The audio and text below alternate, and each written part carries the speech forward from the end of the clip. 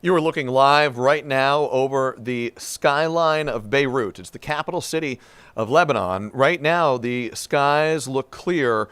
A different story. Just a day ago, NBC News reporting that Israel launched what it called a wave of strikes overnight yesterday on Beirut, targeting what Israeli authorities said were Hezbollah command centers and weapons storage facilities. Hezbollah, a proxy actor allied with the Iranian leadership and the Ayatollah.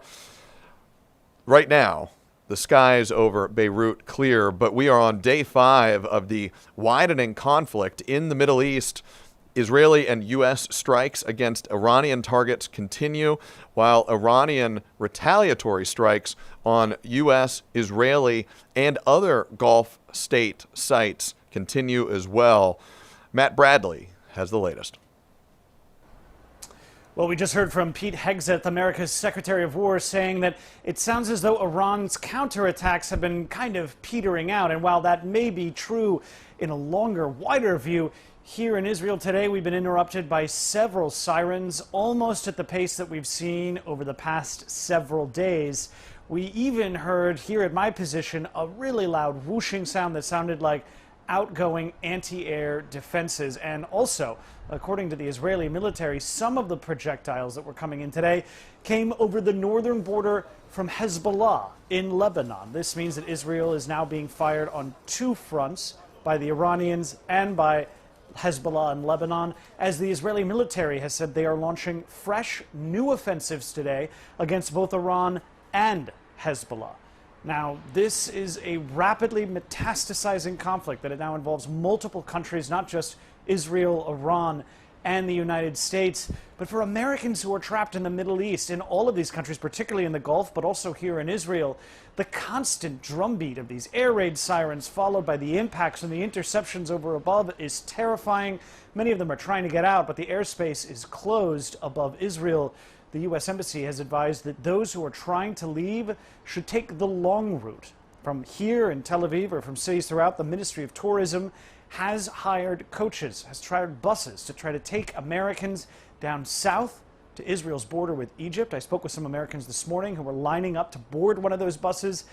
One of those couples said they were going to plan to take a flight out of Egypt's Taba, a resort city in the Sinai Peninsula, and fly to Rome. And then after some few days in Rome, fly back to the United States. Doesn't sound like that bad of a journey. I spoke with this couple again, and they said, and only a couple of hours later, they did manage to make it to the Egyptian border. But this is the kind of thing that we're seeing all throughout the region as more and more Americans have become frustrated by the Trump administration's lack of warning to those Americans who are in the region and the lack of help for those who are trying to get out. Matt Bradley, NBC News, Tel Aviv. As Matt Bradley described there, the conflict widening, touching a number of countries in the Middle East and involving a broadening array of military forces and personnel. Today, Pete Hegseth, the defense secretary, saying that a United States submarine torpedoed an Iranian ship in international waters. The Sri Lankan Navy today said it rescued 32 people after receiving a distress call from that Iranian Navy ship. The death toll is growing in this conflict. More than 940 people are reported dead, according to Iranian state media. 11 others have died in Israel, and 6 American service members have been killed in the conflict so far. There are also economic implications here. 1/5 of the world's oil supply travels through the state of Hormuz, or the Strait of Hormuz, I should say, that is a critical choke point in the global oil supply. Today, President Donald Trump said that the United States Navy may begin escorting oil tankers through the strait. That is, again, a pivotal point of the flow of the global supply of oil. 20% of all oil in the world flows through that choke point.